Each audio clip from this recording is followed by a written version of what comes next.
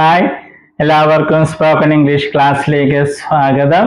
നമ്മൾ വെർബ് ബിയുടെ ഉപയോഗമാണ് കണ്ടുകൊണ്ടിരിക്കുന്നത്. ബിയുടെ ഒരു പ്രധാന ഉപയോഗമാണ് സാന്നിധ്യത്തെ കാണിക്കാൻ വേണ്ടി, പ്രസൻസിനെ കാണിക്കാൻ വേണ്ടി. നമ്മൾ ഇപ്പോൾ കണ്ടുകൊണ്ടിരിക്കുന്നത് ഐ, ഞാൻ ഇവിടെ ഉണ്ട് എന്ന് പറയുന്നത് എങ്ങനെയാണ്? അതൊരു വാചകം നമ്മൾ കഴിഞ്ഞ ക്ലാസ്സിൽ കണ്ടു. ഐ ആം ഹിയർ, ഞാൻ ഇവിടെ ഉണ്ട്. ഐ ആം ഹിയർ, ഞാൻ ഇവിടെ ഉണ്ട്. അങ്ങനെ ക്വസ്റ്റ്യൻ ആണ് നമ്മൾ ഇന്ന് കാണുന്നത്. ഇംഗ്ലീഷിലെ ക്വസ്റ്റ്യൻ ഉണ്ടാക്കുന്ന രീതി നമുക്കറിയാം. വെർബിന്റെ ആദ്യത്തെ ഭാഗം കൊണ്ടൊന്ന് മുന്നിലിടും. പക്ഷെ ഇവിടെ ഒരു വാക്കേ ഉള്ളൂ, ആദ്യത്തെ ഭാഗം എന്ന് പറയാനില്ല, ഒരു വാക്കേ ഉള്ളൂ. പക്ഷെ ഇംഗ്ലീഷുകാർ ഈ വെർബിനെ ഒന്നും മുറിക്കത്തില്ല.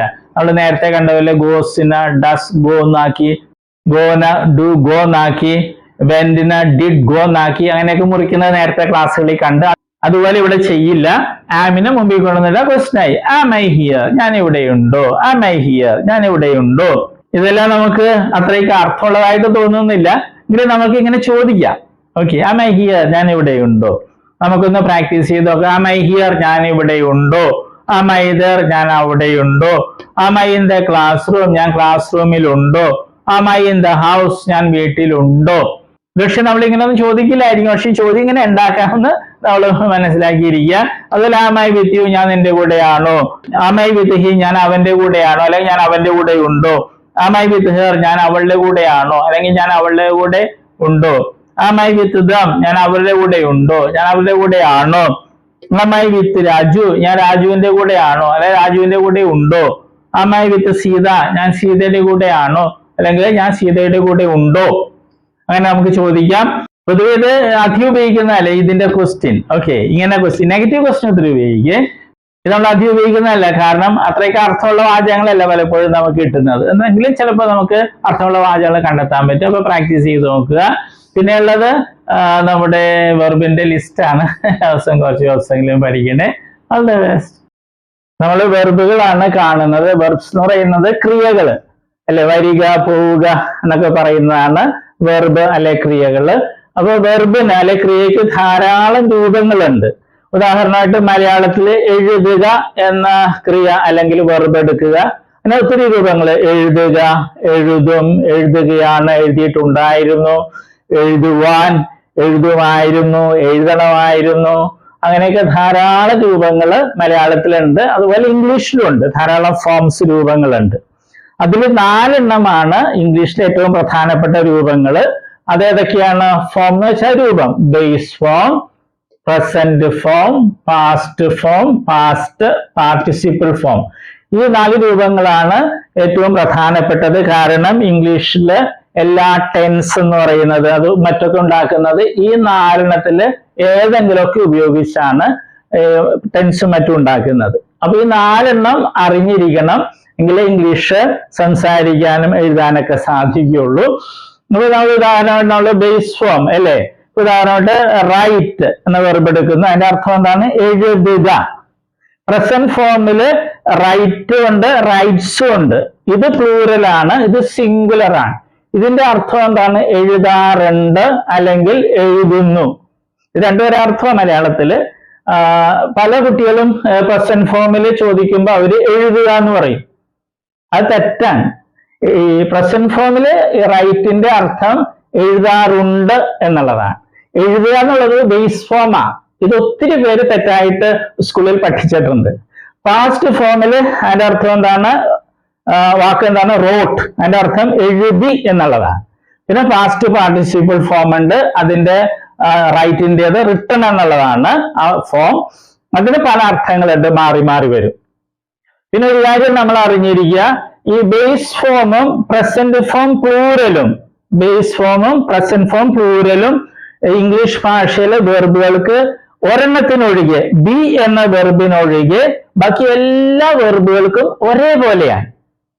സ്പെല്ലിങ്ങും ഉച്ചാരണമൊക്കെ ഒരേപോലെ തന്നെയാണ്. ഏത്? ബേസ് ഫോമും പ്രസന്റ് ഫോം പ്ലൂറലും. അർത്ഥം വ്യത്യാസമുണ്ട്. ബേസ് ഫോമിൽ എഴുതുക എന്നുള്ളതാണ് റൈറ്റ് എന്ന് പറയുമ്പോൾ, പ്രസന്റ് ഫോമിൽ റൈറ്റ് എന്ന് പറയുമ്പോൾ എഴുതാറുണ്ട് എന്നുള്ളതാണ്. ഇംഗ്ലീഷ് ഭാഷയിൽ 1,70,70,000-ലധികം വെർബുകൾ, ക്രിയകളുണ്ട്. അപ്പൊ അതില് ഈ വെർബ് ഒഴിച്ച്, ബി എന്നൊരു വെർബുണ്ട് ഇംഗ്ലീഷില്, അത് ഒഴിച്ച് ബാക്കി എല്ലാ വെർബുകളുടെയും ബേസ് ഫോമും പ്രസന്റ് ഫോം പ്ലൂറലും ഒരേപോലെ, ഒരേ സ്പെല്ലിംഗ്, ഒരേ ഉച്ചാരണം. ഓക്കെ, അതുകൊണ്ട് നമ്മൾ ഇത് പ്രത്യേകിച്ച് പഠിക്കില്ല. നമ്മൾ ഇത് മൂന്നുമാണ് പഠിക്കുന്നത്. അത് നമ്മൾ സ്കൂളിൽ പഠിച്ചിട്ടുണ്ട് അല്ലെ. Come, came, come, go, went, gone, അത് തന്നെ സാധനം. പിന്നെ നേരത്തെ ഒരു കാര്യവും കൂടി, ഇംഗ്ലീഷിൽ നേരത്തെ പറഞ്ഞു 1,70,000 വെർബ്സ് ഉണ്ട്. അതിൽ ഭൂരിഭാഗം വെർബുകളുടെയും ഈ പാസ്റ്റ് ഫോമും പാസ്റ്റ് പാർട്ടിസിപ്പിൾ ഫോമും ഉണ്ടാക്കുന്നത് ഈ പ്രസന്റ് ഫോമിന്റെ കൂടെ ഡി അല്ലെങ്കിൽ ഇ ഡി എന്ന് കൂട്ടിച്ചേർത്താണ്. ഒരിക്കൽ കൂടി പറയട്ടെ, ഇംഗ്ലീഷ് ഭാഷയിലെ ഒട്ടുമിക്ക വെർബുകളുടെയും പാസ്റ്റ് ഫോമും പാസ്റ്റ് പാർട്ടിസിപ്പിൾ ഫോമും ഉണ്ടാക്കുന്നത് ഡി അല്ലെങ്കിൽ ഇ ഡി എന്ന് പ്രസന്റ് ഫോമിന്റെ ഈ പ്ലൂറലിനോടുകൂടെ കൂട്ടിച്ചേർത്താണ്. അല്ലാതെ കുറെ വെർബ്സ് ഉണ്ട്. അപ്പൊ പക്ഷെ അതാണ് നമുക്ക് ഒത്തിരി ഉപയോഗിക്കുന്നത്. അതിലൊരു ഒരെണ്ണമാണ് ഇത്, റൈറ്റ്, റോട്ട്, റിട്ടൺ. ഇത് മൂന്ന് രീതിയാണ്. റൈറ്റ്, ഇത് വേറെ രീതി, റോട്ട്, ഇത് റിട്ടൺ. ഓക്കെ, അപ്പൊ നമ്മൾ ഇത് മൂന്നും പഠിക്കുള്ളൂ. നേരത്തെ പറഞ്ഞതുപോലെ ഇത് പ്രത്യേകിച്ച് പഠിക്കേണ്ട കാര്യമില്ല, ബേസ് അർത്ഥം അറിഞ്ഞിരുന്നാൽ മതി. ഓക്കെ, ഇപ്പൊ കമ്മിന്റെ അർത്ഥം എന്ന് പറഞ്ഞാൽ വരിക. ബേസ് ഫോമിൽ കം എന്ന് പറഞ്ഞാൽ വരിക എന്നായിരിക്കും. പ്രസന്റ് ഫോമിൽ വരാറുണ്ട് എന്നായിരിക്കും അർത്ഥം. ഉച്ചാരണവും സ്പെല്ലിങ്ങും ഒന്ന് തന്നെ ആയിരിക്കും. അപ്പൊ നമ്മളിത് മൂന്ന് സ്കൂളിൽ നമ്മൾ പഠിച്ചിട്ടുണ്ട്. അത് ശരിയായിട്ടൊന്ന് മനസ്സിലാക്കണമെന്നേ ഉള്ളൂ. നമ്മളൊരു 16 ലിസ്റ്റ് വെർബുകൾ ഉണ്ടാക്കിയിട്ടുണ്ട്. ഏറ്റവും കൂടുതൽ ഉപയോഗിക്കുന്ന വെർബ്സ് ആണ് ഡി, ഇടിയും ചേർത്തതും ഉണ്ട്. പിന്നെ പ്രത്യേകതയുള്ള വെർബ്സും ഉണ്ട്. അത് നമ്മൾ പഠിക്കണം. വെർബുകളുടെ ലിസ്റ്റിൽ 7ാമത്തെ ലിസ്റ്റാണ് നമ്മളിപ്പോൾ കാണുന്നത്. അപ്പൊ വെർബുകൾക്ക് ധാരാളം രൂപങ്ങളുണ്ട്. 4 രൂപങ്ങളാണ് ഏറ്റവും പ്രധാനപ്പെട്ടത് നമ്മൾ കണ്ടു. Base form, present form, past form, past participle form. അവ ഉപയോഗിച്ചാണ് ഇംഗ്ലീഷിൽ എല്ലാ ടെൻസുകളും മറ്റും ഉണ്ടാക്കുന്നത്.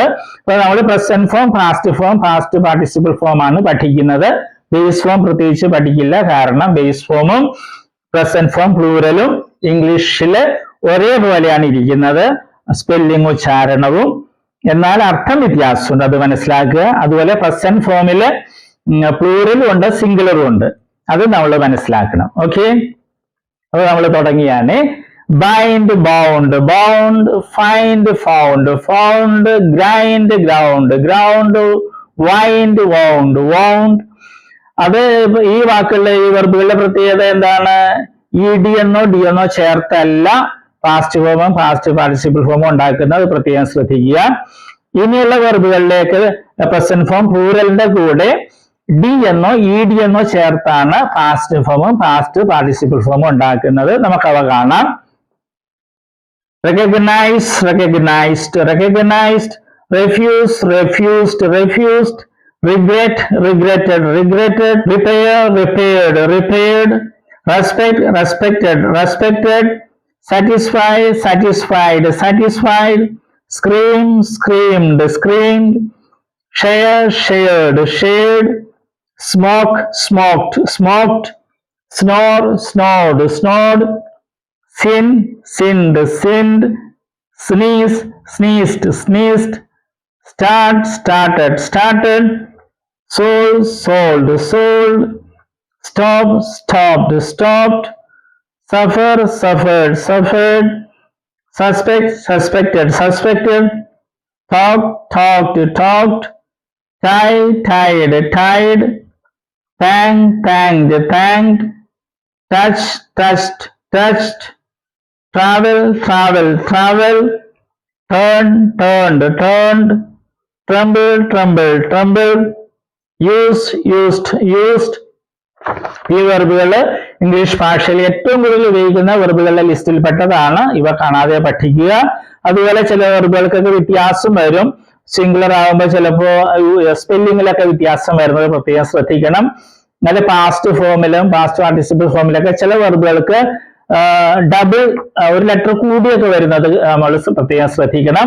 ഈ വെർബുകള് ഉച്ചാരണവും അർത്ഥമൊക്കെ കാണാതെ പഠിക്കുക. എങ്കിൽ മാത്രമേ ഇംഗ്ലീഷ് നല്ല രീതിയിൽ സംസാരിക്കാനും എഴുതാനും ഉപയോഗിക്കാനും കഴിയൂ.